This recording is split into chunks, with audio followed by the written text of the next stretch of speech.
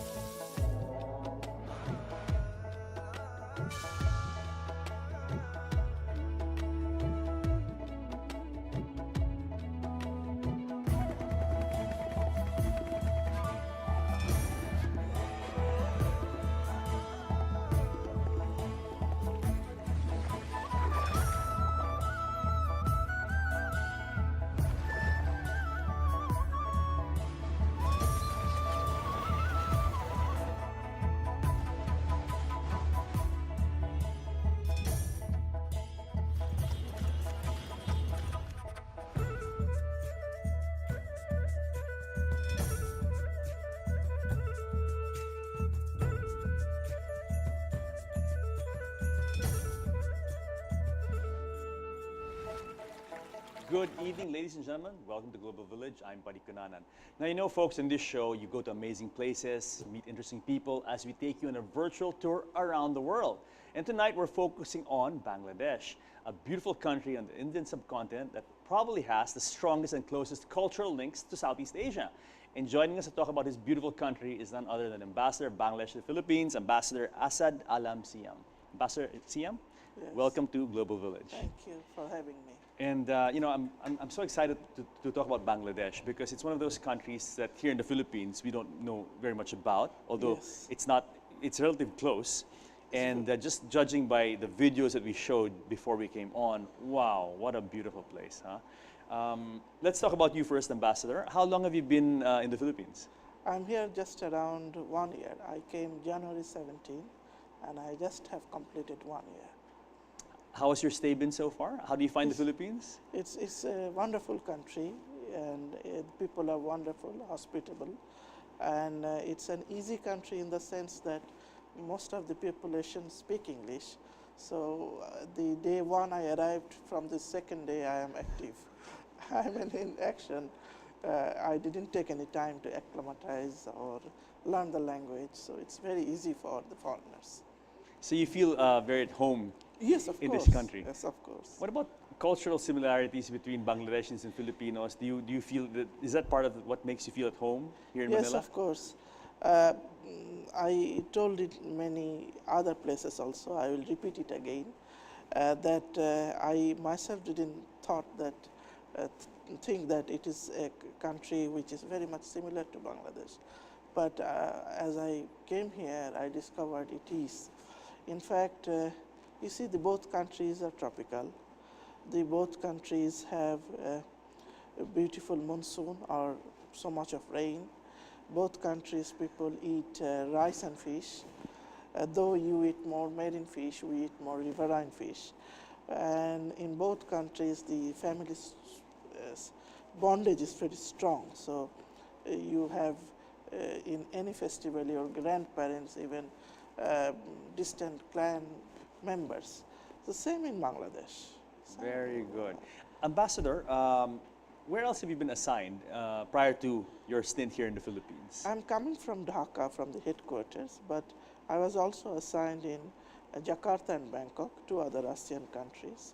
And I did serve in my embassies in missions in Milan, Italy, and Manchester, United Kingdom. Oh, so very, very interesting postings. Clearly, you have a lot of experience in Southeast Asia, being posted in Jakarta and in Bangkok, powerhouse centers here in ASEAN, and of course in the UK and Italy.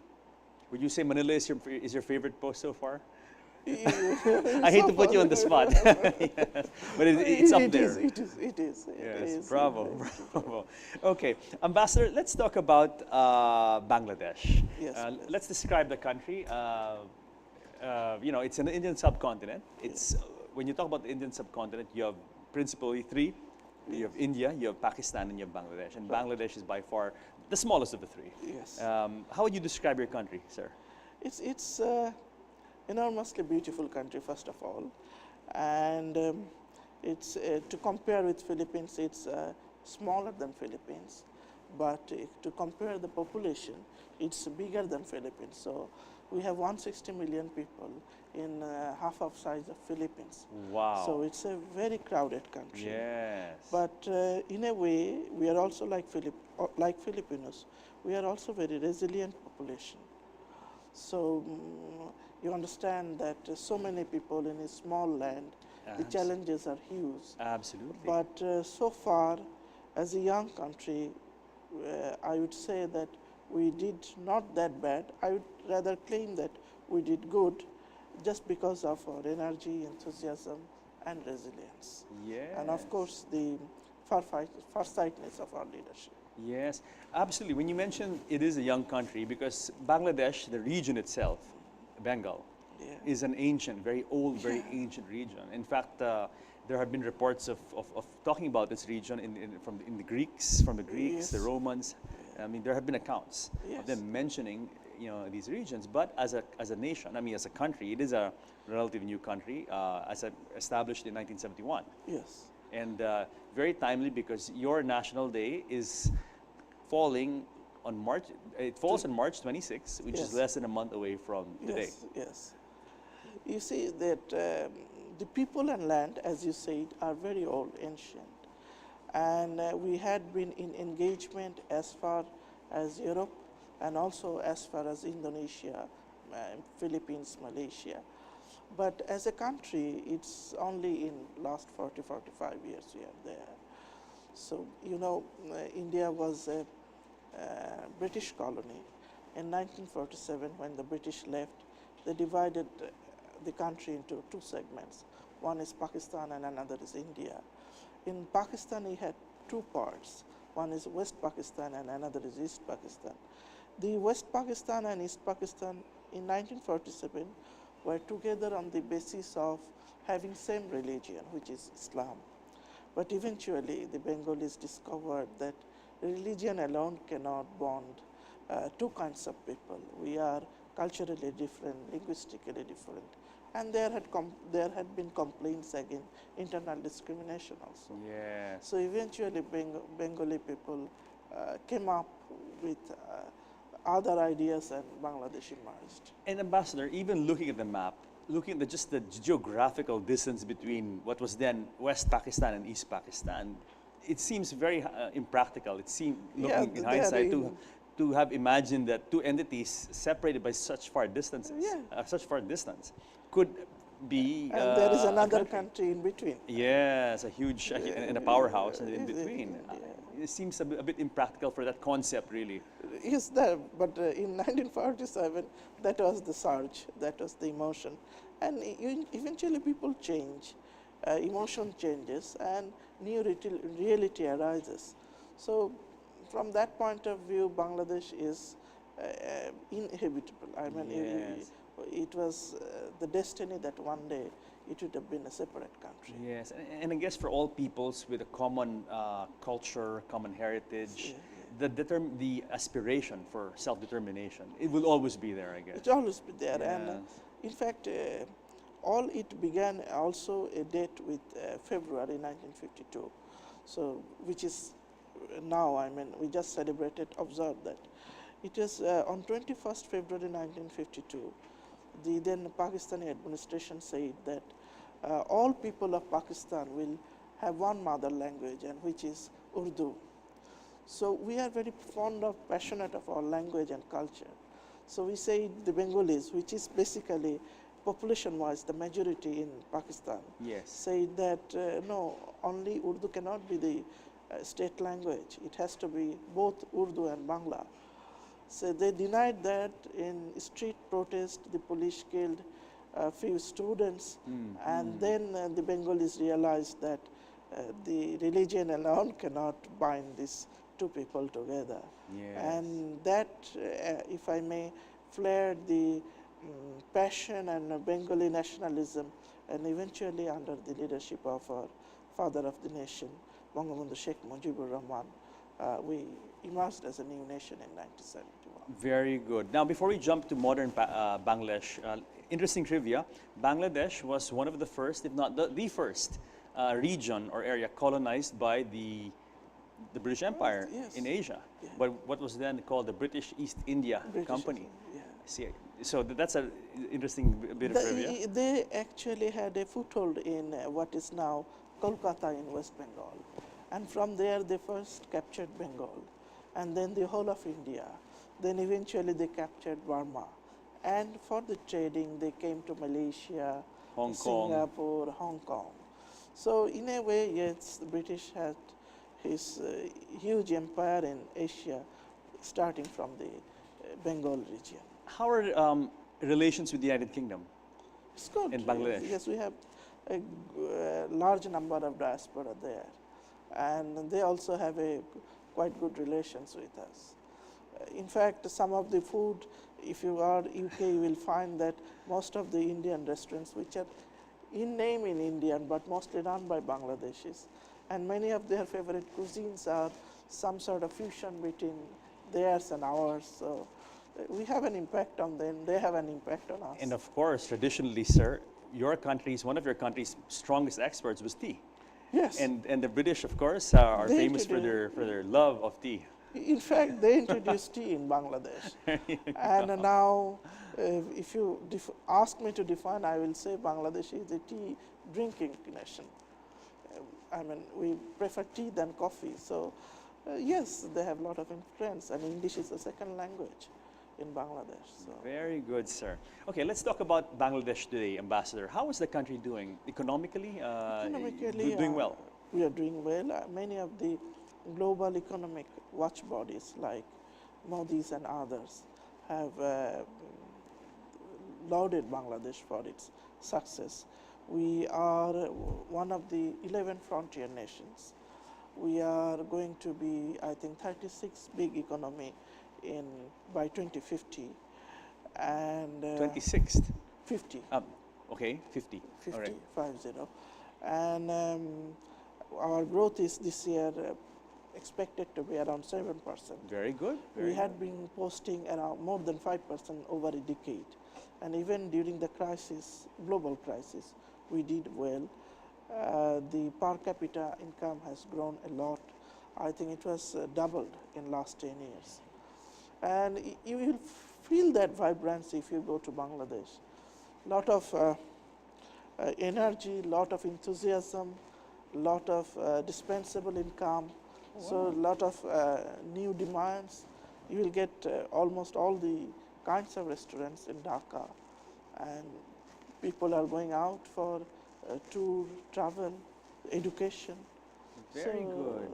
Ambassador, on which areas is the Bangladesh economy anchored on? What are your growth engines? Our mainstay is still agriculture, but we are increasing our export. Major export is ready-made garments. So all the brands that you see in the high street, everywhere, including Manila, many of the clothes are stitched maybe even yours, which is staged in Dhaka or No, Bangladesh. absolutely, sir. Actually, you know, if you go to H&M, you go to Gap, or you go to the famous brands. Also the local brands like Bench, Yes. they are also importing from Bangladesh. Are they? Yeah. So, Okay. Wow. So, So- they have production facilities in Bangladesh. No, they outsource the. Yes. outsource The sewing and Yeah, to Bangladesh.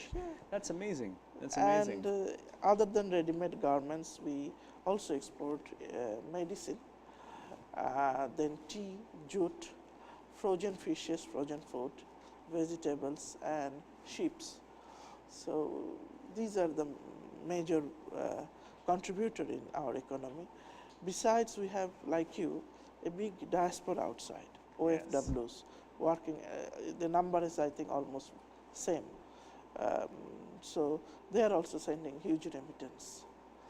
And you will be surprised to know that the focus of both countries are in same. So you have your build program under President Duterte. We have also a program for infrastructure expansion. So we are building new ports, deep sea port, new electricity powerhouses. So the economic focus are also same. So things are really booming in Bangladesh. That's very Yes, good. yes. That's very good to know. Very good to Yes. hear. Opportunities for investors. If investors are looking at Bangladesh, what are the places that they're exciting? In fact, in a growing economy, we need everything. So there is and our education is good. Our people are skilled.